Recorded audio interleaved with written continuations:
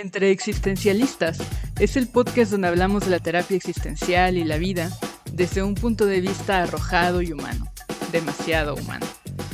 Yo soy Brenda Reyes y esta primera temporada estaremos entre terapeutas existenciales mexicanos, conversando sobre qué piensan de la terapia y sus experiencias dentro y fuera del consultorio.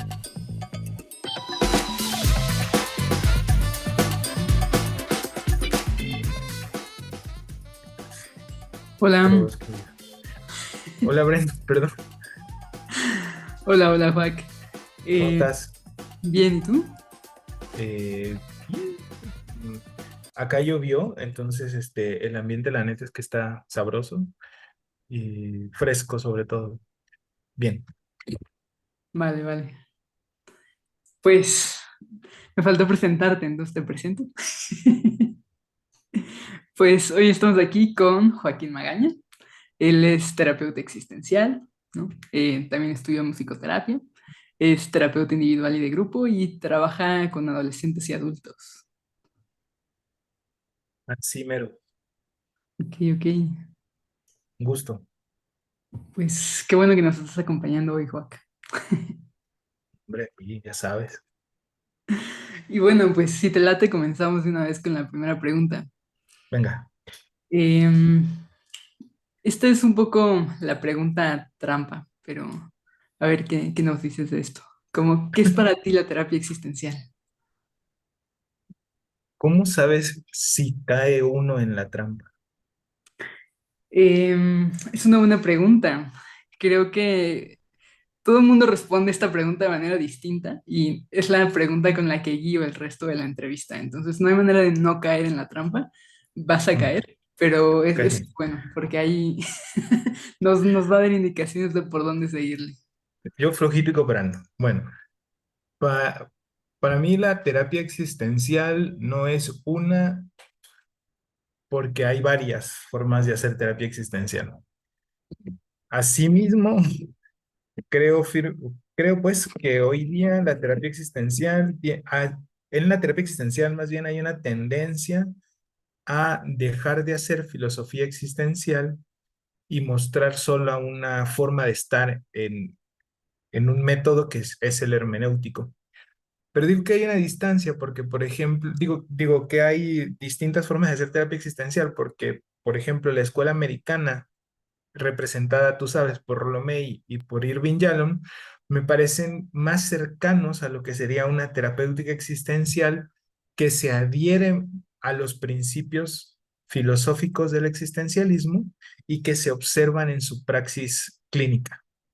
Si ves a Rollo May y si lees los textos de Irving Yalom, notarás que no buscan hacer epoge o lo que en el método hermenéutico se llama la suspensión. Dicha suspensión va de sostener nuestros juicios o prejuicios sobre la realidad, detenidos por un momento para acercarnos a las cosas mismas con una ingenuidad, ¿no? Entonces, es decir, para ver el fenómeno cómo va emergiendo. Pero tanto Rollo May como Irving Yalom, incluso Amy Van Dorsen de la escuela inglesa, perdón, no suelen hacer epoge con respecto, por ejemplo, al tema de la muerte, ¿no? Ella sí que propician en sus pacientes de alguna manera la reflexión a partir de cualquier posibilidad que vean en su discurso para pensar la finitud o la muerte, ¿no? Entonces, eso es existencialista en sí mismo, dado que una de las, uno de los ontológicos o de los existenciarios, es decir, lo que cree el filósofo y la filosofía existencial por el mero hecho de ser humanos, es que vamos a morir, ¿no? Entonces, allí hay una suerte de vivenciar un poco más el existencialismo en terapia directamente de la filosofía. Pues a sabiendas, claro, de que tanto May como Yalom no son propiamente psicólogos, dicho así, pero sí formados en el quehacer terapéutico. Por otro lado, hay una nueva forma de hacer terapia existencialista que atiende a sí observar los principios filosóficos que los existencialistas dicen respecto del ser humano, pero a que se queden en epoge, porque tú habrás estudiado en la Escuela Mexicana de Terapia Existencial, yo estudié ahí también, y cuando hacemos hermenéutica, pues no vamos con los principios filosóficos existencialistas por delante, al menos no como directrices de un diálogo.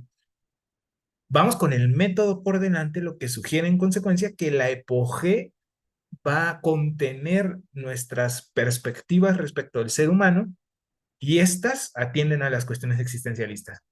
Pero la hermenéutica incluso no es exclusiva del existencialismo, ¿no? Hoy día podemos observar, o al menos en algunas clases, diálogos, incluso en cafés con amigos, que hacen, por ejemplo, cognitivo-conductual, noto hermenéutica. O con algunos neopsicoanalistas hay hermenéutica. O con algunos gestal relacional hay hermenéutica. Entonces la hermenéutica no es exclusiva del enfoque existencialista, pero sí está siendo una manera que inunda la praxis clínica de de distintas terapéuticas y que en lo particular me gusta muchísimo que se haga, pues porque creo que es una forma de estar y de ser con el otro o con la otra que se encuentra en el consultorio, virtual o físico, que nos permite distintos alcances, pues. Ok, ok. Y me llama mucho la atención esta parte de la hermenéutica, porque conversado ya con varios terapeutas y son pocos los que hablan de hermenéutica, ¿no? Como que normalmente sí que me hablan como de diferentes escuelas o de fenomenología, pero son pocos quienes se centran directamente en la parte hermenéutica, ¿no? Y parece ser que para ti sí que es algo muy importante, tanto que incluso lo pones en otras terapias, ¿no? No solamente dentro de la terapia existencial. Entonces quería un poco como preguntarte, ¿qué es lo que hace como, qué es lo que haría la diferencia ahí con respecto a la hermenéutica? Hace un momento creo que no respondí la primera pregunta, entonces la voy a responder y al mismo tiempo la segunda. La terapéutica, la terapia existencial, al menos desde mi concepción, es como todas las psicoterapias, una que tiene una inspiración filosófica y dicha inspiración filosófica viene a partir de preguntarse qué es el hombre, ¿no? En existencialismo, por supuesto, la pregunta viene en gerundio, ¿no? ¿Quién está siendo el hombre y la mujer, el ser humano, pues? Pero esta propuesta del gerundio, del siendo humano, viene a partir de lo que los y las existencialistas dijeron respecto a este y esta. Es decir, tenemos una concepción del ser humano que nos regala la filosofía existencial, caracterizada específicamente porque en el momento histórico en el que surge, a decir de Merleau-Ponty, se plantea la opción de mirar al ser como en un entrelazo empírico trascendental, que lo que quiere decir es no hay una división entre cuerpo y mente, sino mente y cuerpo es un mismo movimiento. Toda experiencia humana está atravesada por la experiencia cognitiva, social, corpórea, etc. Entonces, como decían los filósofos timbiriches, somos uno mismo, wow, wow. Entonces, esta forma de mirar al ser humano se vislumbra en el quehacer terapéutico porque miramos al ser humano justamente interrelacionalmente hablando, es decir, somos parte de él y de ella al mismo tiempo que estamos haciendo terapia, ¿no? El yo, pues, no está ni formal ni materialmente en la conciencia, dice Sartre, es un ser del mundo. Merleau-Ponty dice, no existe un yo interno. El ser humano siempre es extático, está arrojado hacia. Entonces creemos que hay una co-construcción entre las personas que nos juntamos a hacer terapia y al mismo tiempo creemos que el ser humano no está definido, no hay una identidad que perseguir, no hay una estaticidad que buscar, entonces no podemos definir básicamente al ser humano, sino está emergiendo. Esta emergencia que se da en el proceso terapéutico es lo analizable. En la terapéutica existencial, al menos la que a mí me gusta, coloca como objeto de estudio la interrelación o el yo interrelacional gestado a partir de nuestro encuentro. Este encuentro no representa solo nuestro quehacer juntos, pues, sino es que yo como no soy solo yo, sino un mundo que me construye o que en el que me he venido construyendo, también asumo al otro o a la otra como ese más que él o ella, sino toda su historia, toda su cultura, y entonces es como un encuentro de dos mundos que van a crear un tercero. Este tercer mundo, el nuestro, es la terapia, y ese es el material de estudio en los procesos terapéuticos existenciales que yo practico. Ahora bien, la hermenéutica, fíjate que también depende, porque hay como 6 etapas de la hermenéutica, ¿no? Desde la hermenéutica bíblica, la filológica, que atiende a cuestiones de la razón, después viene Wilhelm Dilthey, que va a hablar de una hermenéutica histórica, perdón, antes de Dilthey estuvo Schleiermacher, que hablaba de una hermenéutica personalísima, después vino Martin Heidegger a hablar de una hermenéutica existencial, y aquí es donde muchos y muchas de nosotros estamos de acuerdo con la hermenéutica, porque para Sonia y para mí, mi amiga con la que tenemos nuestro centro para el desarrollo de habilidades terapéuticas y de autoconocimiento, Habita, aplausos para mí, es la primera vez que lo digo correctamente. Eh, entonces, con ella creemos pues que el ser humano es hermeneuta de nacimiento, ¿no? Ontológicamente hablando, ya somos hermeneutas.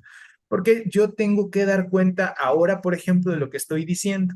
O sea, esto es ya un proceso hermenéutico, porque yo estoy intentando dar cuenta de lo que digo para que tenga grosso modo sentido para ti, ¿no? Y para la Ujú. gente que nos escuche. Entonces, ya ahí hay un proceso hermenéutico. Hay otro proceso hermenéutico al mismo tiempo que se da mientras tú me dices lo que sea que me digas con gestos o con palabras, ¿no? Si asientes como ahora, pues yo digo, ah, pues ahí voy. Si te ríes, pues, ay, soy chistoso, ¿no? Entonces siempre ya hay hermenéutica. ¿Ah? Ese es Heidegger y su hermenéutica existencial. Ujú. Luego de Heidegger vinieron Paul Ricoeur, Gadamer y un montón de gente más, pero quizás los más conocidos sean ellos, Derrida incluso, para hablar de una hermenéutica que si bien es no solo ontológica, que precisa de una forma de reglas, de normas que permitan que no todo signifique cualquier cosa, pero que tampoco vayamos a lo unívoco, ¿no? Y me gusta entonces la definición de Mauricio Beuchot, en donde dice que la hermenéutica es el arte y la ciencia de la interpretación. La ciencia porque sí que tiene un método o reglas que permiten la interpretación, la semántica, etcétera, pero también es un arte porque cada vez que interpretamos sí que agregamos algo novedoso al acto mismo de interpretar. Y la hermenéutica de Beuchot que hace como cacha pues los conceptos gademerianos y rickerianos, incluso de María Zambrano, va a decir es analógica.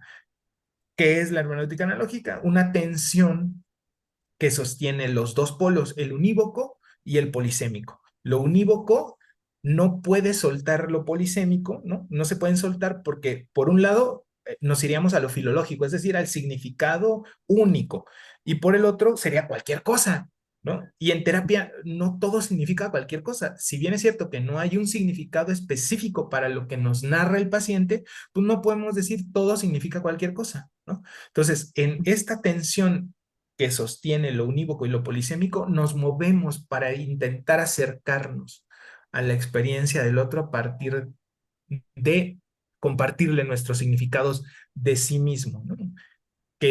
Entonces, por eso está en el entre, porque ¿a dónde nos mantenemos? En esta tensión del te entiendo por aquí, vamos bien por allá, lo hacemos así, lo vimos entonces ahí nuestro norte va siendo la comprensión que vayamos teniendo el uno del otro, ¿no? Allí ya hay un proceso hermenéutico.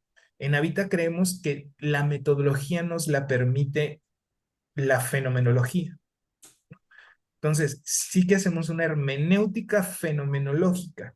Hermenéutica, dado que somos seres humanos, y fenomenológica, porque necesitamos una forma de metodología para tomar esto que ya como humanos poseemos, que es la hermenéutica. No sé si Ujú. estoy siendo claro. Creo que sí. Ah, Pero si te entiendo bien, entonces te irías mucho más a una terapia fenomenológico-hermenéutica, más que una terapia propiamente existencial. ¿Es así?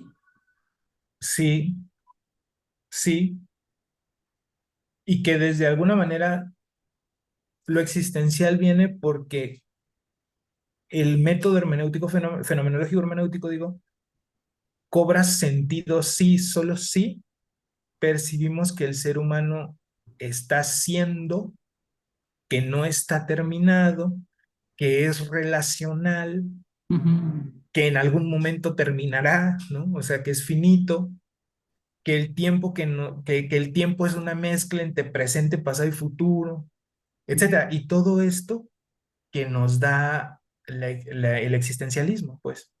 Entonces, sí es una terapéutica cuyo método es el fenomenológico hermenéutico, pero que tiene una inspiración para responder a la pregunta filosófica, ¿qué es el ser humano?, Ujú.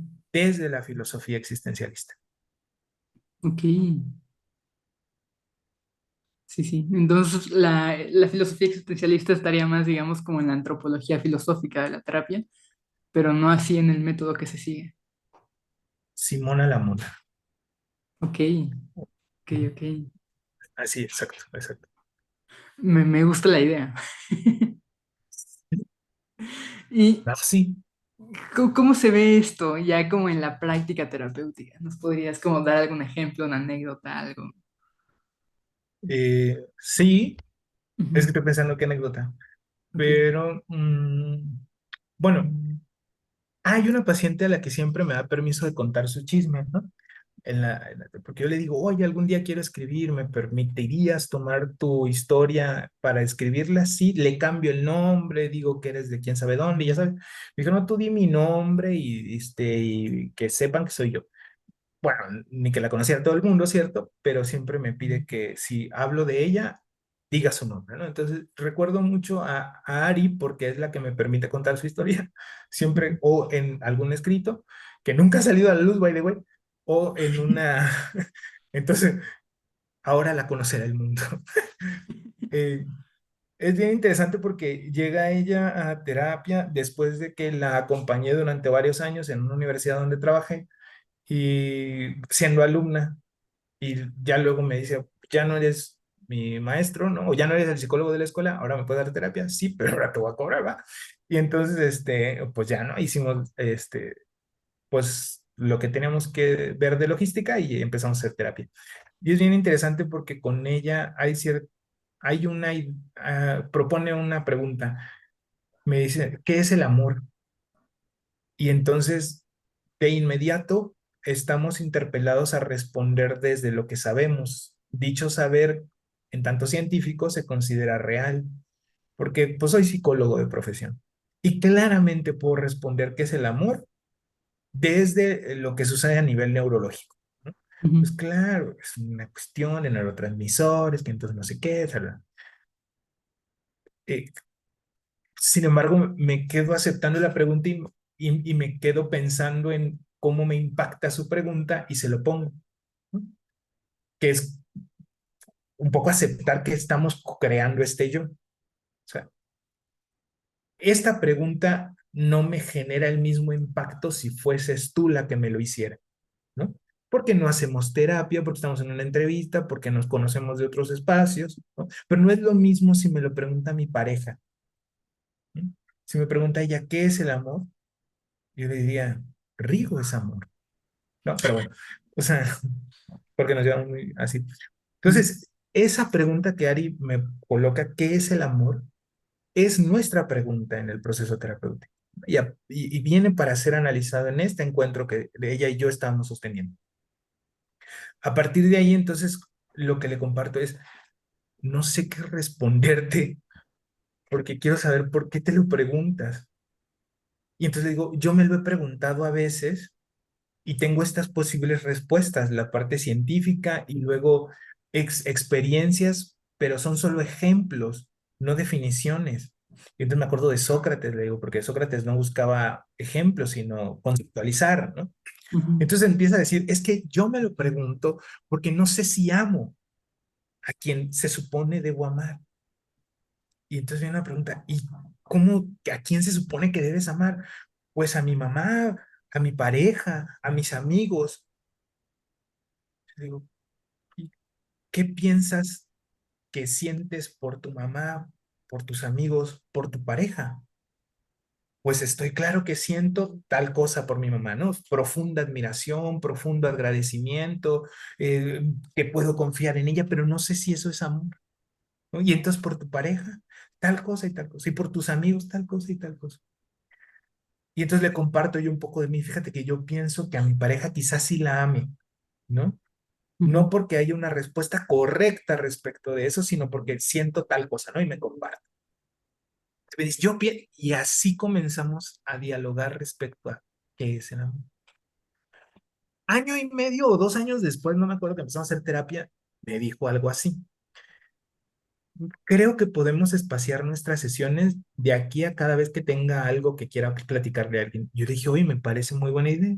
Bueno, primero empezamos a espaciarlas cada 15 días, etcétera, porque ella me lo propuso. ujú, Entonces me dice, le preguntaba yo, ¿y cómo estás de cerrar este ciclo? Trabajamos pues un chingo de años porque nos vimos primero en la escuela y luego aquí como terapeuta y paciente, ¿cómo estás? Y me dice, sigo sin saber qué es el amor. Y yo dije, maldita sea, fracasé como terapeuta. Eh, pero la pregunta se ha movido tanto que ya no me genera el mismo efecto porque no quiero responderla, ¿no? Dije, ujú. "Ah, bueno, cada quien. Estoy tranquila con eso. Y yo, órale, porque ya la vivo distinto. ¿Sí?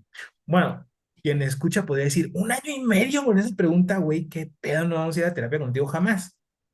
Claro que salieron un montón de cosas además de esa pregunta, Ujú. pero esa pregunta que inicia el proceso terapéutico siguió sin responderse 1 año y medio después, pero se fueron moviendo muchísimas cosas alrededor de eso y de otros grandes temas que aparecían.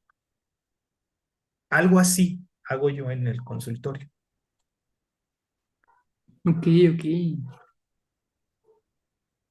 O sea, sí que hay un momento donde le pones los significados que tienes, pero de alguna manera también se colocan en el diálogo, ¿no? Y no es necesario que se llegue a alguna conclusión como a definir exactamente qué es el amor y entonces que lleguen a una respuesta de qué es eso, sino pareciera que es algo que se puede dejar abierto indefinidamente. Y simplemente como ir viendo cómo es que se va moviendo la respuesta, o las posibles respuestas. Sí, creo que cada caso es distinto, cada caso es Sí. completamente diferente. Irving Yalom dice Desde el diván, bueno, lo dice en las palabras de Ernest Slash, ¿no? El autor, no me acuerdo si era Ernest Slash, pero bueno, decía algo así como, mi técnica es abandonar todas las técnicas, hay que crear una nueva terapia para cada vez que nos encontremos. Ujú, Eso tiene sentido porque cada situación es completamente distinta y en consecuencia única. Es decir, cada encuentro con un otro que tengo el privilegio de acompañar es muy distinto entre sí. A algunas y a algunos les vendrá bien no responder preguntas o que no nos respondamos preguntas. Otros van a desear con mucho ahínco que respondamos y pues buscaremos respuestas. ¿Ah? Pero nunca yo colocado desde un saber hegemónico, metafísico, ni mucho menos, ¿no? O sea, sino como ujú, pues preguntémonoslo y entonces a ver a dónde llegamos con esto. Y otras personas van a venir con una situación específica. Estoy bien ansioso, tengo una crisis de angustia. Cada vez que quiero salir, me pasa algo y no puedo. Entonces, a mí me gusta hacerme preguntas siempre o casi siempre. Entonces, vamos a ver de dónde está emergiendo esto. ¿Por qué? No para quitarlo, pues, sino para intentar, grosso modo, comprenderlo, si se puede. Pero siempre es distinto. Hay ciertas parejas que se preguntan, ¿vamos a seguir siendo pareja o no? Pues veamos a dónde nos lleva el proceso, ¿no? O hay alumnos y alumnas que dicen, ¿qué diablos voy a estudiar? ujú, Siempre les digo, terapia. ¿No es cierto? Psicoterapia existencial. Ahí son otras preguntas, pero son otros campos. Entonces, sí, cada pregunta, cada situación, pues es única. ujú. Y dicha situación mueve los hilos del diálogo que se va tejiendo y destejiendo entre nosotros, nosotras. Sí.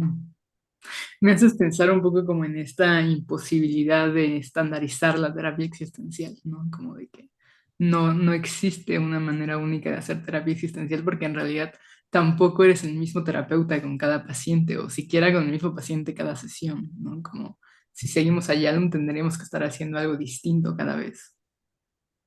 Lo único que se queda siempre es lo guapo, pero sí que... Bueno, De no, verdad, ¿no? no, a ver, yo creo que sí, pero también hay que tener cuidado con las cuestiones muy románticas, ¿no? Ujú, Porque he escuchado a terapeutas, hombres y mujeres, que dicen, es que la terapia existencial, y entonces dicen cualquier cosa, ¿no? ujú, Pero cualquier cosa quiero decir, entonces cualquier cosa es terapia existencial. Y no, o sea, hay claro. ciertos lugares, o sea, hay un continuum donde dice aquí es terapia existencial y en algún punto ya no será terapia existencial, Ujú, ¿no? Bueno, esos marcos están dictados, pues, por lo que sabemos metodológicamente que es la terapéutica existencial, ¿no?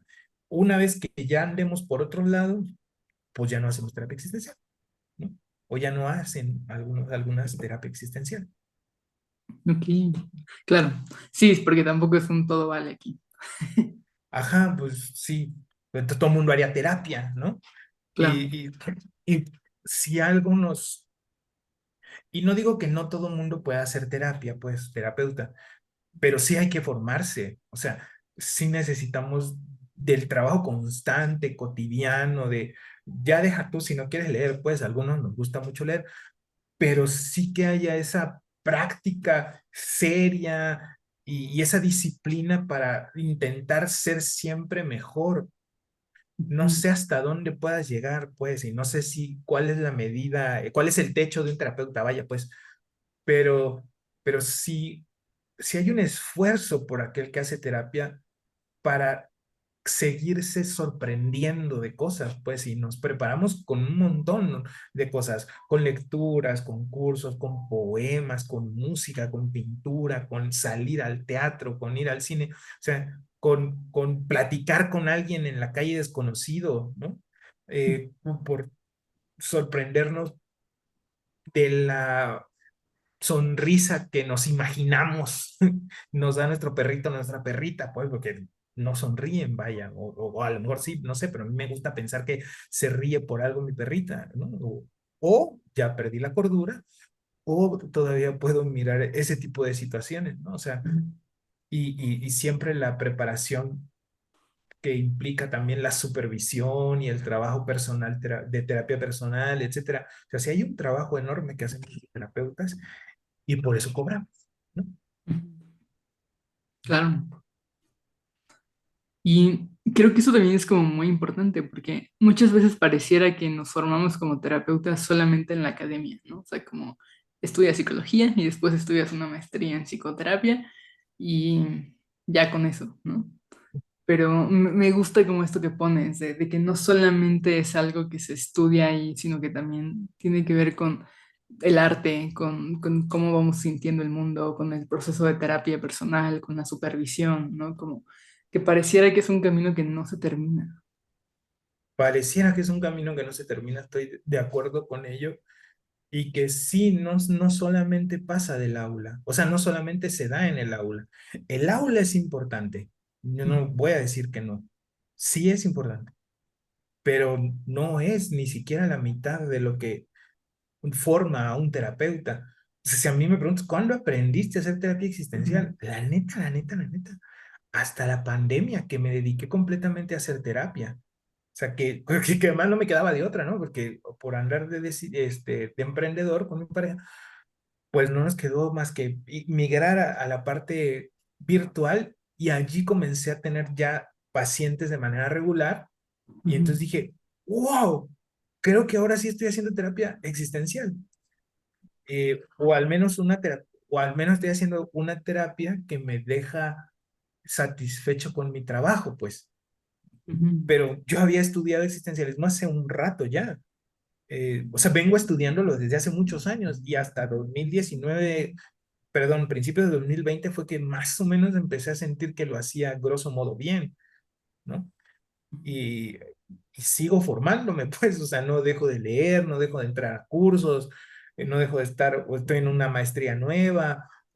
Los cursos que hacemos en Habita son sí para, claro que es un negocio, por supuesto que es un negocio, por supuesto que tiene la ética profesional de intentar formar más terapeutas comprometidos, comprometidas, etcétera, pero también tiene una, de fondo, una gana de seguir sabiendo, pues, ¿no? Porque entre más te acercas a lo que dices, wow, esto es deslumbrante, es un conocimiento nuevo, más te asombras de todo lo que no conoces.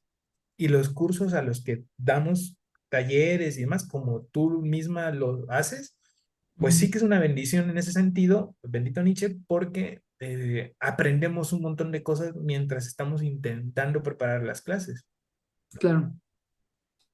Entiendo. ¿Y cómo fue este proceso tuyo? O sea, ¿cómo fue que llegaste a la terapia? ¿Cómo fue que te formaste como terapeuta? Mm. Bueno, voy a sacar los pasos prohibidos de mi historia. Eh, Antes a ver, yo supe de que quería ser psicólogo y que quería dar terapia y que quería hacer cosas Ujú. desde la secundaria, pero esto sucedió, bueno, en la iglesia. Híjole. Ujú. Sí, ya sé. Llegaba yo a la iglesia, a la Santa Cruz, allá en Villahermosa, Ujú. y entonces estaba yo enamorado de la madre esta, ¿no? De llegar a los grupos juveniles, del contacto con la chaviza y con la no chaviza, ¿no? Porque ahí la banda nunca se va. De Ujú. 30 40 se inventan cualquier cosa y siguen en los grupos juveniles, que ahora la pastoral universitaria, que ahora la pastoral juvenil, que ahora el casi adulto, y ahora nunca se van, ¿no? Pero, bueno. Entonces, yo me enamoré del contacto con todo mundo porque era algo que no tenía en casa. Es decir, claro que en casa pues platicaba con mi mamá y mis hermanos y eso, y jugaba yo con mis muñequitos y tal, pero ese mundo que se aperturó dialógico que encontré en la iglesia, pues no aparecía en ningún lado. Y Ujú. entonces, claro, allí empecé a hablar, a dar grupos juveniles, a organizar retiros, me enamoré también de la música en ese tiempo. Entonces mi sueño era hacer conferencias con música. Ujú. Cuando empiezo a estudiar psicología finalmente, porque dije yo quiero ser psicólogo, ya llegó un momento en el que comencé a cuestionar todo lo de la religión.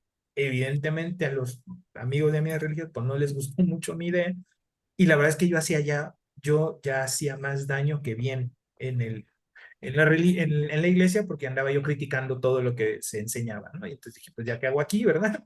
Ujú. Eh, no seas piedra de tropiezo, dirían mis amigos religiosos. Entonces, salí por piernas de allí, donde tengo amigos de amigas que quiero mucho, otros que no me quieren ya, pero no importa. Eh, y entonces ya formalmente me empiezo a trabajar como psicólogo, a ser psicólogo en formación. Ujú. Y a partir de encontrar la música como una manera de comunicar ciertos mensajes, me titulo haciendo un disco. Ese disco, porque imagínate, ¿no? Lo sería de mi Ok. escuela. Me titulé grabando un disco, grabamos un disco, un amigo y yo, bueno, varios amigos y yo, pero dos éramos los que escribíamos la letra y la música. Empezamos a Ujú. dar conciertitos en cafés y en congresos, ¿no? Ujú. Entonces en congresos hablamos de psicología y tocamos nuestras rolas, era una cosa bella. Después me tocó organizar en el servicio social un congreso en mi escuela, en Tabasco, en la Autónoma Juárez de Tabasco, a la cual quiero mucho, por cierto, a la hoja. Y una maestra me habla de un tal Jackie, ¿no? Y Ujú. entonces yo dije, bueno, pues no sé quién sea, pero hay que invitar. Entonces invitamos a Jackie Robles, invitamos a Franz, no es cierto, al de 17 Centro de Estudios Críticos, no me acuerdo cómo se llama él, pero es psicoanalista. Invitamos a los que pudimos invitar, ¿no? Toda la banda llega. Jackie no nos enseñó nada de existencialismo esa vez, pero fue tan chistoso que dije, en una de esas, lo que su libro está bueno, ¿no? Y entonces lo empiezo a leer, me gustó el libro, ¿no? En ese momento me gustó el libro. Después hacemos después lo invitamos a dar un diplomado a Tabasco de filosofía existencial. Yo empiezo a tomar y me gustó mucho la filosofía existencial. Y bueno, ya después cuando nos mudamos a Ciudad de México, empiezo a estudiar a la par la maestría en musicoterapia humanista Ujú. y la maestría en existencialismo. Y ya fue como dije, esto es lo mío y quiero hacer terapia pues toda la vida, ¿verdad? Ujú. Mientras se puede. Ok. Eso fue un camino como desde la iglesia hasta la psicología, después el existencialismo. Es un camino interesante. Podemos evitarnos el retomar. Sí, sí, on my defense, Rollo May era teólogo y fue un gran terapeuta existencial. Pues, Claro. Y Kierkegaard, ¿no? También es un gran ejemplo. Kierkegaard. Sí, además rebelde, el chaparrito Kierkegaard. También. Paul Tillich es maravilloso, que es profe de Rollo May y es una belleza leer a Paul Tillich también. Ujú. Bueno, hay mucha banda teológica. Yo hoy en día creo, no creo en Dios, pues, no creo en la iglesia, solo creo en tu mirada, como dice Calle 13, pero, o sea, no en la tía propiamente, pues, me refiero a la canción. Bueno, Ujú. perdón. Y ya, así. Ok. Y bueno, creo que ese también es como un pasado oscuro que compartimos muchos. O sea, ya ahí me voy a aventar aquí la confesión, pero yo también estuve en grupos de la iglesia durante muchos años, ¿no? ¿Cómo estás de decirlo ahora? Probablemente vaya a editar esta parte, no, no es cierto. Eh, Eh, pero sí, como, no sé qué hay ahí, o sea, como qué fue lo que encontraste tú dentro de eso que te llevó como, o sea, qué estabas buscando en esos grupos. Es retórica. No, no es retórica, pues.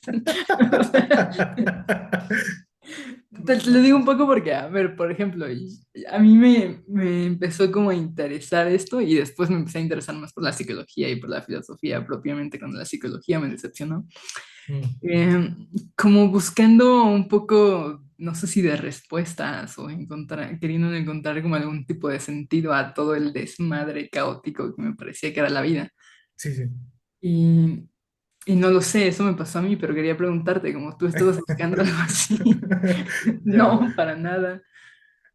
Pues es que fíjate que yo creo que es que no sé si sí, pero a muchos y muchas nos salvan ciertas cosas de lo aburrido que a veces es la vida. Mm, Porque antes, pues no que hubiese TikTok, no había WhatsApp, ¿no? ujú, Oye, dame el llavero abuelita, ¿no? Y no había estas cosas, o sea, sí había tele, pues, y el internet, la verdad es que tampoco estaba tan en boga, pues, o sea, ujú, sí comenzaba con fuerza ya cuando yo entré a la iglesia, en la secundaria, te estoy diciendo, pero tampoco era algo que yo hiciera, pues, o sea, y la iglesia me permitió entrar en contacto con otros seres humanos porque yo siempre he querido hablar y siempre había querido inventarme diálogos y tal, pues, jugaba yo con mis muñequitos, ya sabes. Y ujú, entonces yo agarraba mis muñequitos y jugaba fútbol con ellos y narraba los partidos y la madre, yo siempre intentando dialogar con ellos. No tuve amigos imaginarios, pues, pero tuve un chingo de muñequitos, ¿no? ujú, Entonces, cuando logro y cuando llego a la iglesia, me doy cuenta que habían seres humanos en el mundo que podían hablar conmigo y entonces dije, oh, maldita sea, esto está interesante, ¿no? Y obviamente hablamos de cosas de Dios, pues, o de lo que se considera Dios y de la iglesia y las lecturas bíblicas y cuanta madre y media más. Entonces me encantó el contacto y creo que eso me rescató de lo aburrido que era mi vida hasta ese momento, ¿no? O sea, creo que a otros y otras los rescata la música, a otros y otras los rescata la pintura, los libros. Sí es cierto que luego empecé a leer como poseído, pero no fue en mi adolescencia. Yo no puedo contar, ay, leía de niño y no sé qué y me dormía y me caía el libro en la cara. Eso no me pasó. En algún momento de la prepa, entre la prepa y la universidad, yo dije, tengo que leer. Entonces me tiene que gustar leer. Y mm, entonces hablé conmigo mismo y me dije a mí mismo, ponte a leer, cabrón, en la universidad vas a sufrir. Y yo, y agarré un libro y empecé a leer. Y ya, ¿no? Ahora pues, me encanta leer. Pero sí la iglesia en ese momento, respondiendo a tu pregunta, lo que me regaló fue una conexión que me tiró de lo aburrida que era mi existencia y que me brindó un montón de amigos y amigas. O sea, ujú, esa posibilidad de que llegaran a mi casa todo el tiempo, además nosotros tenemos una tienda de abarrotes y era muy fácil entrar a la casa, entonces entraban todo mundo a todas horas, o sea, Había gente desde las 4 de la tarde hasta las 10 de la noche. Y de varios amigos y amigas, y pues, hablamos todo el tiempo y platicábamos, y que hay que preparar un congreso, y que no sé qué, y que la canción, y que la guitarra. Eso fue lo que me maravilló de poder estar en la iglesia, el contacto con los otros y las otras. Ujú. Ok. O sea, era más una cuestión de conexión con otras personas. Totalmente, totalmente, totalmente. ¿Y qué tanto te sientes conectado con otros a partir de tu ser terapeuta? No, pues es una belleza ser terapeuta, porque precisamente cuando se da la oportunidad, ahora sobre todo, fíjate que he estado experimentando esto de ver procesos de año y medio, 2 años, 2 años y medio de terapia, y cuando la gente dice, ahora me doy cuenta de un montón de cosas y ya ni siquiera es que te piense dialogando conmigo, me dicen, que a veces hay pacientes que me dicen, yo me imagino, ¿qué me preguntaría Joaquín? ¿Qué me diría Joaquín? ¿No? Y eso está lindo, pues, pero lo más lindo es cuando por este quehacer de una vez a la semana preguntas juntos y de dudar juntos y de respondernos juntos y que empieza a ya no necesitarme, pues, no que alguna vez lo haya hecho, pero ya no precisa de alguien más que le pregunte, sino se empieza a dar cuenta de sí mismo. Eso es para mí hermoso. Llegar a lugares por internet que no conozco, ver los ojos, ver el mundo a través de los ojos de mis pacientes en Ujú. Uruguay, en Bélgica, en Canadá, en Alemania, en Estados Unidos, creo que tuve un paciente, no me acuerdo, ¿no? En Perú, en Colombia, ¿no? Ver esos mundos a través de ellos, porque ellos son una parte de ese país, porque ellos son una parte de esa cultura. Eso me maravilla un montón.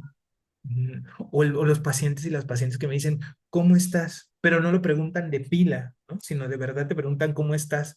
Y yo obviamente Ujú. no les cuento cómo estoy siempre, ¿verdad? Pero sí me detengo, pues. Ujú. Y digo, ¿cómo estoy hoy? Pues hoy hace calor aquí, entonces no me siento del todo activo. Pero tú, ¿cómo estás? ¿No? Porque no, pues, si no, me quedo hablando de una hora. Pero eso es lindo. O o la terapia de grupo, ¿no? Ver la maravilla de la terapia de grupo, cómo funciona y cómo uno, lo que dice uno impacta en todos y ese impacto en todos genera en uno una situación específica. Eso es maravilloso. O las conexiones que hemos tenido a partir de dar clases, ¿no? En línea. Por Ujú. ahí es que tú y yo interactuamos más, ¿no? Porque estuviste en alguno de nuestros cursos Sí. sobre elaboración de truzas a la medida. Entonces, No, no era en ese, era ¿no fue en uno ese? más de filosofía enfocado para ¿Filosofía de la terapeutas. tanga? ¿Algo así? Fue, no. No, no, no, ese Filosofía de la era tanga, el no. de oler pies dos. Exacto, exacto. Oledores de patas. No, Sí. hombre. Bueno, o sea, las clases también, no se vayan a creer esto. Los cursos son filósofos en terapia y filósofas en terapia. Bueno, eh, esta conexión con igual banda de varios lugares de Latinoamérica, en Costa Rica, en otros lugares, Ujú. pues es una maravilla, pues. Y a algunas personas trasciende de lo virtual a lo físico, ¿no? Al encuentro del abrazo, de que por una vez di un curso presencial en Querétaro y vino gente del Estado de México, de Puebla, nada más porque había estado en los cursos en línea, dijo, quiero que nos conozcamos, que nos demos un abrazo y tal. Eso es bellísimo para mí. Pero también los amigos y amigas siguen estando. O sea, siguen estando porque, pues, con Sonia, por ejemplo, hablo casi todos los días porque estamos preparando el curso, pero además me cae re bien y nos vemos de pronto un poco seguido, porque con Osvaldo tengo el grupo de terapia y un grupo de supervisión, porque se da la oportunidad de que vayamos, o sea, las conexiones es cierto que ya no son con una esencia religiosa, ¿no? Que nos unió o que me unió en un principio a mis amigos y amigas de Tabasco. Hoy en día es por otros motivos. Hoy en día la conexión va más por acompañar gente en su quehacer cotidiano o por planear con personas trabajos de clases y demás, pero esa conexión está y, Ujú. y es a mí lo que me humaniza, que el asunto humanizante luego tiene ciertos bemoles, colonizadores sobre todo, pero pues es lo que me da vida, ¿no? Lo que me da energía.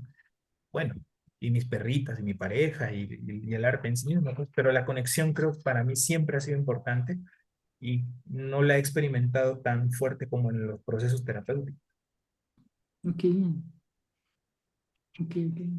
Y mencionas también como esta parte de dar clases y como de formar terapeutas. ¿Cómo ha sido esa experiencia? Pues si pienso en los primeros cursos me da hasta vergüenza, ¿no?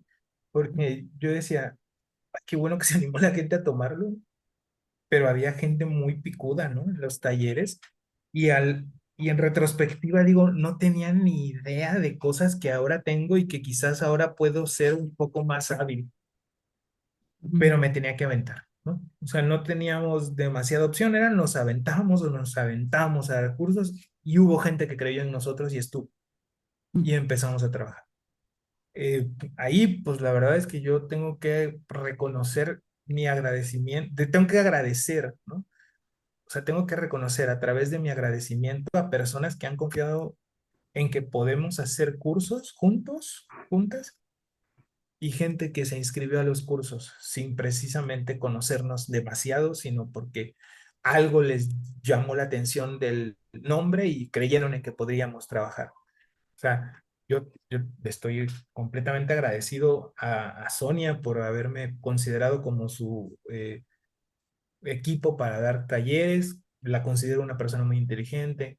A Osvaldo, porque en su instituto me invitó a dar clases, pues él y Roberto me invitaron a dar clases y confiaron en mi trabajo y lo hicimos bien un tiempo, dejamos de trabajar juntos yo en su instituto y luego hicimos algunas cosas él, Osvaldo y yo, y pues eso se lo agradezco también mucho. Claro que traigo escuela, pues, ¿no? La primera vez que di clases fue en el CIREX. Bueno, no la primera vez, pues, pero la primera vez en tanto terapia hablando, pues fue en el CIREX, que confiaron en mí y pues me dieron ahí chance de dar clases. También no me siento muy orgulloso de esa etapa de mi vida porque creo que no era, o sea, yo no debí de haber dado clases en ese tiempo, pues, pero qué bueno que di, porque aprendí muchísimo. Siempre aprendo más de lo que puedo enseñar, ¿no? Y hoy en día, pues me siento bien dando clases porque creo que puedo ayudar a terapeutas a formarse en esto que tanto amo desde lo que más amo, que es estudiar y leer, ¿no? ujú. Y creo que ya lo puedo, ya puedo decir que lo hacemos bien. Este, hoy en día, Filósofos en Terapia uno tiene como 20 personas inscritas y creo que lo están disfrutando, ¿no? O de menos no se salió nadie, ya van 2 sesiones, no se ha salido nadie, eso siempre es bueno. Eh, entonces vamos bien. Los procesos de acompañamiento a terapeutas en grupos de supervisión son una cosa de locos, preguntan unas cosas muy buenas y trabajamos y creo que les estamos diciendo cosas bien importantes. Eh, obviamente, por ejemplo, yo le decía, yo no tengo ni la más pálida idea de algo de diseño, ¿no? Entonces mi pareja me ayudó un montón a diseñar N cantidad de carteles y de folletitos y demás que yo pongo un palito y una bolita y creo que eso es un ser humano, ¿no? Pero bueno, ella tiene mucha gracia, por cierto. Entonces, Ujú. y sabe, pues tiene un gusto artístico importante. Y pues gracias a ellos, ellas, es que yo puedo decir hoy que doy clases, ¿no? Y que hay gente Ujú. que se inscribe. A ti, por ejemplo, que no sé cómo decidiste entrar al curso, pues, pero este, pues, a nombre de todas las personas que entraron a mi grupo, gracias. Sí, yo te conocí, de hecho, en esa época que dabas clases en el CIDEX, porque alguna vez me metía, estabas dando como que cuando estabas con un grupo en el que de pronto alguien soltaba una pregunta, como de alguna frase de algún filósofo o algo así, y entonces como que nos poníamos a discutir sobre eso. Y recuerdo que solo entré a una porque yo venía de Puebla a estudiar al CIDEX y entonces tenía que irme pronto. Pero alguna vez me quedé y entonces ahí fue cuando te conocí y después vi que abriste este curso y dije, ah, mira, suena chido. Y ahí fue que realmente me metí y nos conocimos más y tal, porque sí, o sea, yo te ubicaba como de esa vez, que me quedé solamente esa ocasión, porque ya después era como, llegué bien tarde después a Puebla y fue así, no, yo creo que no, no se va a poder. Está cañón, está cañón. Ujú. Ay, qué chido. Gracias. Sí. Pero sí, están muy chidos los cursos para los que nos están oyendo. Pero bueno, hemos estado hablando como de esta parte como muy linda, ¿no? De la terapia y de la docencia y de todo, pero ciertamente como no es una profesión que solamente tenga este lado como más luminoso. Entonces quería preguntarte como, ¿cuál ha sido la experiencia más difícil, como más retadora que has tenido como terapeuta? Pues han sido varias, pues, sobre Ujú, todo en el tramo de psicólogo de universidad, ¿no? Y de prepa. Ahí como psicólogo de universidad y prepa donde metí el existencialismo, pero no podía hacerlo tanto porque allí había directrices específicas que o actuabas o actuabas, ¿no? ujú, Que no es como si un adolescente de 16 en la institución en la que estaba me dijera algo así como me quiero suicidar. Y entonces yo le dijera, a ver, cuéntame. Obviamente lo hacía, pues, pero si ujú, yo sabía que un chavo o chava de 16 se quería suicidar, pues tenía que dar parte a mi jefe, pues, a ujú, huevo. O sea, eso era lo que tenía que hacer y no, y ahí sí fue difícil, o sea, fue difícil tener que decir, hay una persona que quiere suicidarse, hablemos con los papás, hablemos con todo el mundo, hagamos cartas, no sé qué, es difícil porque eh, pues yo tenía miedo de un montón de cosas, ¿no? Desde que ujú, de verdad se suicide y tal, hasta lo legal, pero sobre todo lo legal, ¿no? ujú, Porque esas son situaciones complejas en las que te pones por estar en una institución. En mi consultorio, si alguien me dice, me quiero suicidar, el otro día una persona me dice, oye, ¿cuándo me mandarías al psiquiatra? Pero así en la segunda sesión, ¿no? Le digo, ujú, "Ok, ¿cuándo te mandaría al psiquiatra? Cuando crea que hay que enviarte al psiquiatra. Cuando sienta que yo no, eh, cuando crea que necesitamos ayuda psiquiátrica los dos, pues tú en el sentido de que haya que hacer algún diagnóstico y yo para seguir acompañándote en tu experiencia, ¿no? Porque ujú, si bien es cierto, yo no diagnostico, hay gente que sí diagnostica y son los psiquiatras, ¿no? Hay gente que sí medica y son los psiquiatras. ujú, A favor o en contra de eso, pues es algo que pasa, ¿no? Y yo no voy a tener patologías, voy a tener seres humanos que tienen un diagnóstico, siempre. Pero bueno, me dice, ¿y si te digo que me quiero suicidar? En la segunda sesión, ¿no? Y yo dije, ujú, pues claramente me quedaría contigo a saber por qué te quieres suicidar, desde dónde lo dices, cuánto lo has pensado, cómo ha sido que se dio esa idea, dialogaremos sobre todo. ¿Y me mandarías al psiquiatra por eso? No, por supuesto que no, no, porque ya no estoy ahí en la institución donde trabajaba antes, ¿no? ujú, Pero bueno, eso siempre es difícil, ese tema es difícil. Otros temas difíciles son las crisis de ansiedad, pues, ¿no? Las crisis de ansiedad que también atendí en la universidad, muchas, eh, pues ahí no vas y le preguntas, oye, ¿y este temblor que te aparece en el cuerpo, qué dice de ti? ¿No? Vale, madre, ahí hay que trabajar con la ansiedad porque, no sé, había gente en un elevador en el último piso encerrada, porque había un chavillo que ya se estaba poniendo tocatatónico, porque, este, etcétera. Esas son cosas difíciles donde el existencialismo, pues no, por más existencial que sea, había que actuar en cosas, ¿no? La crisis del temblor, ¿no? ujú, Del 17 que sucedió allí, y un chingo de crisis de ansiedad y tal, más la propia que tenía yo, entonces estuvo buenísimo. Ahora, en la terapia particular, cuando me equivoco, cuando, cuando un par de pacientes me han dicho, creo que no me estás siguiendo, es más, creo que lo que me estás diciendo parece ponerse en contra de lo que yo te estoy queriendo compartir. ujú, Eso fue dificilísimo para mí porque dije, bueno, ¿y entonces qué estoy haciendo? Eh, no fue difícil reconocer mi error, porque creo que puedo reconocer mis errores cuando ujú, alguien me los dice, sí, eso sí. Lo difícil fue que mi paciente se sintiera mal por algo que yo hice. Este par de pacientes me dijera, quizás no eres el terapeuta que me puede acompañar, pero no porque me dejen como terapeuta, no, sino porque lo harían desde un me trataste mal, es decir, me lastimaste. Entonces, eso a mí me dolió muchísimo, ¿no? Como Joaquín, como terapeuta. ujú, Fortuitamente, cuando me dijeron esto, lo hablamos, entonces lo reconocí, pues, de inmediato, porque me di cuenta cuando me dijo esto, y dije, wow, sí es cierto, estoy siendo, por ejemplo, actuando de una manera machista, ¿no? Una paciente. reconocimos el machismo, lo pusimos, lo trabajamos, crecimos, bueno, yo crecí muy bien, yo crecí más bien y pudimos seguir nuestro curso. Otra paciente con un tema distinto, lo pusimos, lo trabajamos y llevamos mucho tiempo trabajando juntos, es una maravilla encontrarnos.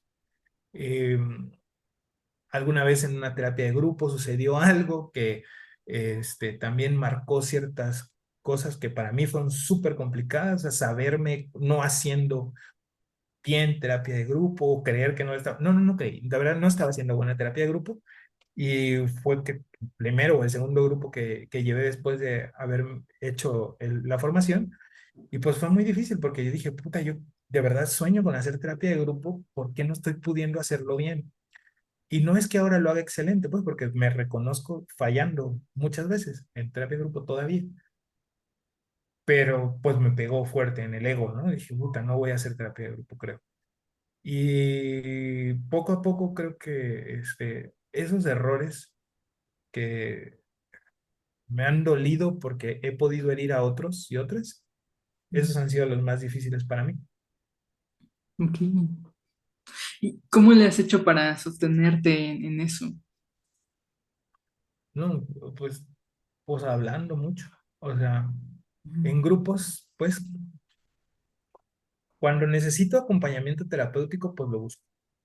Ujú, En el sentido de, por ejemplo, una colega que se dedicaba a atender, pues a Beca una vez le dije, ayúdame porque tengo una paciente diagnosticada con TCA y creo que yo la estoy cagando, ¿no? Porque ella dice o me dijo, es que los terapeutas suelen, y creo que lo dijo en otro momento, los terapeutas solemos atender a las personas que diagnosticadas con TCA como sus psicólogos, sus nutriólogos, sus médicos, sus psiquiatras, o no sé qué. Entonces aprendí que que yo como terapeuta existencial lo que tenía que acompañar era su experiencia. Ya el médico le iba a recordar un montón de cosas, ya el nutriólogo le iba a recordar un montón de cosas, ya yo su experiencia. Y trascendí ese trabajo con ella. Muy bien. Y luego de pronto nos escribimos, le escribo de pronto a Ana Lilia Torres, que es una amiga muy querida mía, me escribo con Sonia para ver algunos casos, mi pareja se tiene que chutar todas mis frustraciones, ¿no? Bueno, no se tiene que, pero me ayuda con eso, ¿no? O sea, decide escuchar. De pronto como que me da el avión, ¿no? Así como de, oye, es que no sé qué, o sea, entonces yo resuelvo porque me sirve hablar ujú, y ya le digo, oye, eres excelente terapeuta, ¿verdad que sí? Págame. Y yo, no, pero gracias. Entonces ahí, pues sí, así, de pronto en la terapia individual también, en la propia, pues. ujú. Ok, Y así, así. ok, ok. ¿Y cómo te va como paciente? O sea, ¿cómo ha sido tu experiencia como paciente?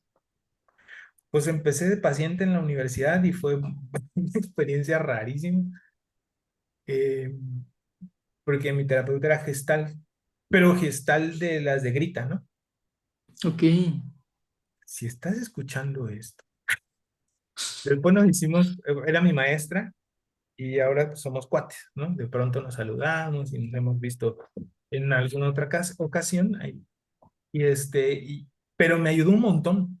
O sea, claro que mientras estudiaba musicoterapia y tal, critiqué ciertas cosas, eh, muchas de hecho, y pero el grito a mí me salvó en ese momento.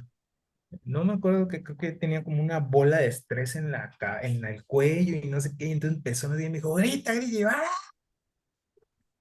Re bien, manita, ¿eh? Quedé enchulado.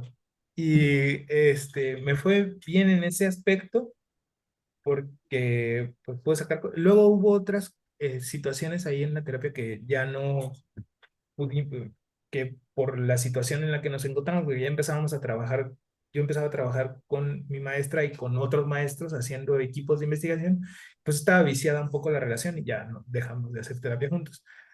Después en el CIDEX, pues tuve también mi terapia, mi acompañamiento y pues siendo existencialista mi terapeuta, me fue muy bien, ¿no? O sea, hablaba, me desahogaba, pude vislumbrar ciertos aspectos de lo existencial y después nos hicimos amigos, pues ella es mi amiga actualmente, la quiero mucho y tal, y seguimos de pronto haciendo cuando requiero, pues me escuchan, nos hablamos y tal.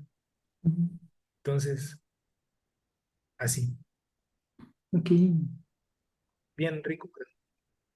Sí, o sea, sí has tenido una muy buena experiencia como paciente en general. Sí, sí. Bueno, musicoterapia, fíjate, se me ha olvidado eso. Tuve una terapeuta, musicoterapeuta, Ujú, que, que pues, ni me acuerdo mucho de ese proceso porque a mí no me gustó mucho la musicoterapia en la práctica. ujú, No me gustó mucho y ni me acuerdo de ese proceso. Me ayudó en algo, pues, seguro, el estar ahí en terapia, pero el método de la musicoterapia en ese momento en el que yo estudié no era para mí muy, no sé, no hacíamos match, pues, el método y yo. Y entonces, pues, tomé la terapia porque tenía que tomarla.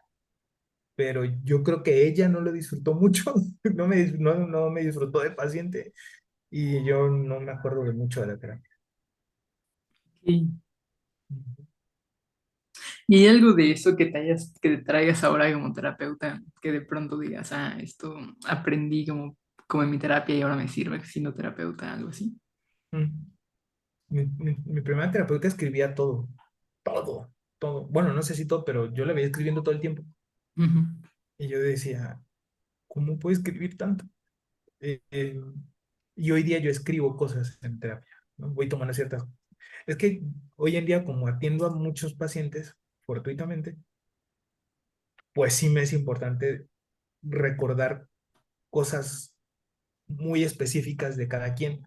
Y entonces voy haciendo notas al lado del nombre y tal, ¿no? Y eso me ayuda. Bueno, al mismo tiempo, y bueno, ya, eso, aprendí mucho de ella, ¿no? El anotar e ir sobre las notas para el proceso y tal. De mis otros procesos de terapia, pues he aprendido de musicoterapia no mucho porque no me gusta el método, del existencialismo, pues la relación, o sea, esta interrelación que va guiando los procesos terapéuticos, me quedaron claros y los pude ver bien y eso pues es algo que puedo practicar ahora como terapeuta. En la terapia de grupo también, o sea, estando como paciente, pude notar ciertas cosas que son relacionales completamente ujú, y esto es una mirada fina completamente, ¿no? Una mirada muy finita para dar cuenta de esos procesos que están allí, pero que no son tan obvios. Y la pericia de los terapeutas que llevaban el grupo me ayudó mucho a decir, "Oh, aquí hay que mirar". Entonces, eso. ok. Y no sé si nos puedes contar un poco más sobre justo la terapia de grupo, porque creo que es algo que se conoce poco. O sea, si de por sí la terapia existencial se conoce poco, la terapia existencial de grupo se conoce menos, ¿no? Mm. Entonces, si nos puedes contar un poco más de qué va eso, o sea, qué se hace en un grupo de terapia.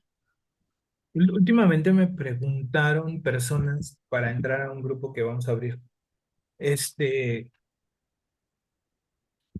¿qué pasa? O como decía una persona, puedo ir con un tema específico, quiero trabajar este tema específico en terapia grupal, pero no sé si hay grupos para este tema en específico. Entonces yo decía, bueno, sí hay grupos para temas específicos, pues, doble A que tiene añísimos trabajando, eh, neuróticos anónimos, etcétera, ¿no? Sí, neuróticos anónimos, y un montón de grupos más, adicciones, etcétera.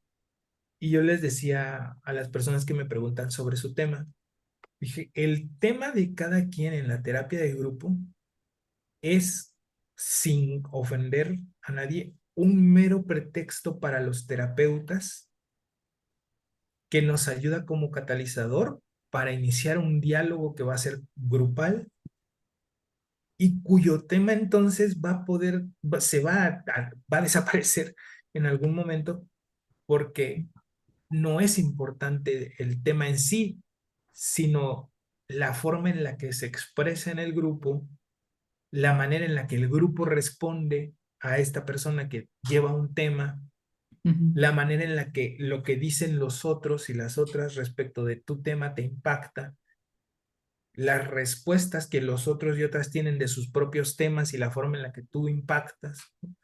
Y entonces, pues la terapéutica existencial de grupo tiene eso, que es un análisis en un laboratorio social que Ujú. se da volitivamente, pues, ¿no? De un grupo volitivo que decide, pues, participar y que va a observar los terapeutas cómo interactúan entre sí. Dicha interacción entre sí puede ser que se parezca a la interacción con un grupo más amplio, es decir, con el mundo en el que habitamos normalmente. Ujú. O sea, este microcosmo social que se hace en la terapia de grupo es una muestra, eh, sabrás en la investigación lo que significa, de lo que hacemos allá afuera. Y los otros y las otras, pues son representantes del mundo. Me gusta la terapia de grupo porque cuando la llevamos bien, cuando tenemos la pericia de llevarla bien, eran procesos cabrones que en terapia individual no se llevarían con esa velocidad, porque la gente ahí no anda cuidando su apogeo, ¿no? O Claro. sea, en terapia de grupo no sostiene ni madre, está bien, arrojas lo que le vas a la piedra y a ver, limpia de la sangre que le cayó la pedrada, ¿no? Entonces se arman, o sea, van a decir que es muy belicoso el asunto, pero a veces sí. Y creo que básicamente eso, ¿no? Nos permite mirar las interrelaciones, el yo relacional. Ok. Y desde ahí, como, ¿cuándo le recomendarías a alguien tomar terapia individual versus terapia de grupo o terapia de grupo en lugar de terapia individual? El perrita está ladrando. Eh, Siempre, o sea, pero sobre todo cuando hay una cuestión explícita. O sea, yo tenía un grupo los viernes que era gratuito y a veces invitaba a mis pacientes de terapia individual al grupo de terapia porque yo creía que otras perspectivas en la vida de esta persona le podían ayudar en lo que sea que fuese su temática, en su situación existencial, en su vida. Entonces, ¿cuándo? Pues no estoy muy seguro de cuándo, porque creo que siempre es buena la terapia de grupo y también la terapia individual. O sea, bueno, sí diría, ¿cuándo no terapia de grupo? Cuando el tema es súper fuerte y no te deja opción para darle la bienvenida a otras voces, Ok. sino vas a requerir hablar y hablar y hablar y hablar tú, porque en ese momento alguien que está en un proceso de duelo, no sé si decir proceso de duelo, pero alguien que tiene una pérdida así durísima en ese momento, pues no es conveniente la terapia de grupo porque va a requerir mucha atención y el grupo se puede descuidar, mejor acudir a una terapia individual, sobre todo en esas situaciones cuando el conflicto está súper fuerte en un inicio, la terapia individual es mejor que la de grupo. Mm, ok. Pero sí sería como la única situación en la que dirías, mejor no vayas a grupo, mejor vete a individual. Sí, y algunos refieren pues que un tema psiquiátrico en un grupo que tiene estas características pues está chido, pero en un grupo que no va a complicar ciertas cosas de la interacción grupal, ¿no? Cuando nos formamos, pues nos decían a alguien que tenga una condición psiquiátrica, es muy probable que no sea, que sea mejor su atención en terapia individual o en un grupo dedicado solamente para personas con alguna situación psiquiátrica. Ujú. Eh, pero sí, básicamente es. ¿Cómo se determina? La verdad es que hay que hacer entrevistas individuales para cuando se va a crear un grupo.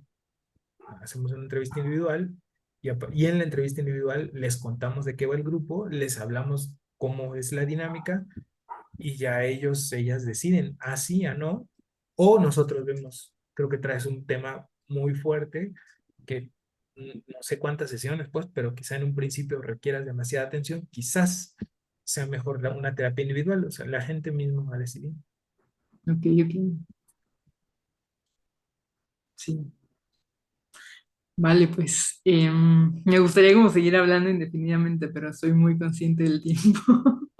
Y entonces quiero comenzar a cerrar, pero quiero preguntarte como es una pregunta que suelo hacerle a todo mundo que pasa por aquí, ¿no? Como la primera pregunta y estas son siempre obligatorias.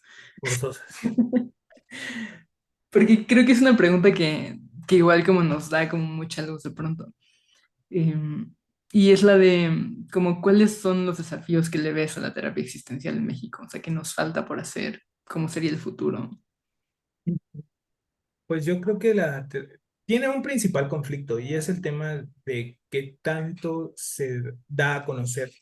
O sea, a los terapeutas existenciales en México lo que nos falta es escribir y entonces publicar y que dichos escritos y publicaciones pasen por un rigor importante metodológicamente hablando y que se publiquen, ¿no? Y que entonces que se nos dé a conocer, porque conocemos a uno, dos, máximo tres terapeutas, dos, yo creo, terapeutas existenciales de México que escriben, ¿no? Ujú, De ahí a que haya rigor en sus libros, no demasiado, pero sí que, sí que empiezan a surgir estos textos, pero hace mucho que son los mismos, ¿no? ujú, Entonces, requerimos de que más personas nos animemos a escribir, a publicar, a tener espacios donde esto se pueda dar. O sea, creo que es importante que nos preocupemos nosotros por eso, nosotras, por eso. Eh, Creo que es importante el diálogo más con otras formas de hacer terapia. Por ejemplo, hay un Congreso Mundial de Psicología que se va a llevar a cabo en Puebla. Y yo veo quizás estoy equivocado y no vi bien, pero según yo, no hay un terapeuta conocido existencial en ese Congreso Mundial de Psicología. Y ujú, entiendo que la psicología es mucho, ¿no? O sea, son varias las áreas que se abarca, pero yo no veía ninguna autoridad existencialista puesta en el programa, ¿no? ujú, Ahí tendríamos que estar tocando puertas, ¿no? Quizás, ¿no? Para decir, oigan, y si me dejan exponer en alguna mesa, algo así, ¿no? Llevar a congresos nuestras participaciones sería bueno si queremos dar a conocer la terapia existencial, ¿no? Que ujú, los institutos que están hoy en día formando terapeutas existenciales pues, que también comiencen a tener una participación en este tipo de congresos. Eso creo que llamaría mucho la atención, ¿no? Y también ayudaría a la promoción de la terapia existencial en México. Creo que somos de nicho ujú, o somos muy cerrados, ¿no? Porque sí hay un Congreso Latinoamericano de Terapia Existencial, sí hay un Congreso Mundial de Terapia Existencial, pero ¿y la participación en otros lados? Creo que allá tendríamos que estar apostando a publicar en revistas que son ya de una trayectoria nacional importante, pues eh, ahí tendríamos que estar participando. Y cuando digo tendríamos es porque también yo lo veo como algo que necesitamos, que yo necesito hacer, pues, ujú, pero escribir es cosa seria. O sea, y escribir deja tú que no sea cosa seria, que lo es, pues, pero creo que hay mucha más seriedad, mucha más disciplina, mucho más rigor cuando entonces quieres escribir conforme al formato APA, cuando quieres escribir con un rigor de pensamiento crítico, ¿no? Con un orden del discurso lógico, con un rigor filosófico en el escrito. Ahí sí hay un tema de madre mía, siéntate y escribe. Y además debe haber tanta gana de hacerlo que tendrás que asumir que eso no es redituable. No ujú, al principio, es una inversión a quién sabe cuánto plazo.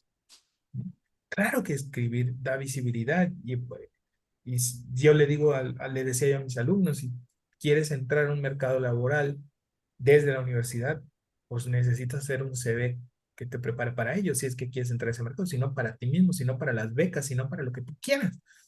Pero escribir siempre te abre puertas, siempre y cuando tenga todo lo que mencionaba, ¿no? El rigor, la disciplina, un estilo correcto y tal. Y eso no es fácil, no es, eh, o sea, implica un chingo de tiempo, implica un gran esfuerzo. A veces te va a implicar un gasto, ¿no? Porque pues, los libros no te los regalan, pues. Entonces, sí implica una disposición tremenda. Y la verdad es que el existencialismo, mientras se siga teniendo sus propios congresos, sus propios coloquios o su propio lo que sea, pues no se va a dar a conocer. O sea, sí, pero entre las mismas personas que ya sabemos que existen, ujú. ¿no? Pero en la otra banda no va a saber nada. Entonces tenemos Claro. que ir a pararnos ahí a decir que pedo, existimos, banda, a publicar escritos, ¿no? A hacer que no hacemos. Mm, sí, sí. Y aquí es donde comprometo públicamente a la gente que viene al podcast. Ajá, ¿Para cuándo sale el artículo? si me acaba de ir la luz. No, mira, de que ahora como estoy en la maestría esta de pensamiento crítico y hermenéutica, Ujú. yo espero, bueno, no espero, yo sé que nos van a pedir, ya nos están pidiendo, que resúmenes, que ensayos, que esto y el otro, y de aquí voy a sacar, de lo que escribo para la maestría, voy a publicar algo en algún momento entre estos 2 años que son la maestría. Va, Así, va. ya te voy a pedir asesoría, Claro, pero ya quedó aquí grabado. ya quedó aquí grabado, sí. Regresaremos en 2 años a poner el clip en TikTok. Sí, sí, sí, sí. Mm. No le decía TikTok, por eso no entiendo la broma, pero... Ok. No, es que son como estos clips como súper cortitos, como Ah, que ya, sacas ya. como un poco quizás hasta de contexto, pero los ponen ahí. Ah, ya, ya. Pero bueno, Ok, ok. no importa. Está bien, que sabes. Y como por último, y esto es como el espacio para autopromoción, todo lo que quieras. Ujú. Como, ¿qué proyectos tienes en mente para este año? Pues ahorita quiero ser modelo de... No es cierto, no es cierto. De Calvin Klein. Eh, Calvin Klein se perdió patrocinar tu podcast ahorita que lo mencioné. Bueno, Sí, X. sí, sí. Eh, Nuestros proyectos están tendidos hacia la formación de terapeutas en temas filosóficos. Ujú, Eh, PITA, el Centro para el Desarrollo de Habilidades Terapéuticas y de Autoconocimiento, tiene cursos específicamente que van de eso. Filósofos en terapia, 1 y 2, son un curso que dura 6 meses, otro que dura otros 6 meses y que pretende llevar las herramientas de la filosofía, que siempre es una filosofía práctica, una filosofía vivida, a los procesos terapéuticos. ¿A qué filósofos? Pues intentamos ir un poquito en orden histórico, pero siempre haciendo o intentando hacer un diálogo. Por ejemplo, vamos a ver a Kant y a Descartes, pero en diálogo con Mónica Caballé, ¿no? Vamos a ver a Simone de Beauvoir, pero en diálogo con Paul Preciado, con Judith Butler. Vamos a ver a los estoicos, pero a los estoicos desde Epicteto, que escribió hace un chingo de tiempo, ¿no? ujú, A Máximo Giulpioni o algo así se apellida, que es un estoico actual muy importante. Sí vamos a dialogar con Heidegger, pero también con Byung-Chul Han, que es un gran lector de Heidegger. Y así vienen las herramientas. Bueno, ese es el nuevo filósofo central. También tenemos un curso que se llama Suspensión y Metáfora, es ujú, completamente hermenéutico el asunto. Claro que va de la historia de la hermenéutica, desde dónde emergió la palabra epogé, que ha sido nombrada seguramente por un montón de gente aquí, ujú. eh, que es la suspensión del juicio, etcétera, pero desde dónde viene, vayan a Suspensión y Metáfora, ahí está. Eh, También están mis cursos personales, que son específicamente con referencia a la lectura. Tenemos una comunidad lectora que sesiona un sábado al mes.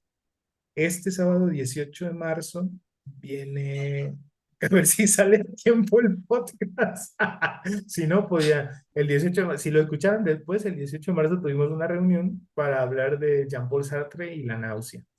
Pero hubimos hablado ya el mes pasado de Yalom y desde el diván. Y hablaremos después de otros autores una vez al mes, ¿no?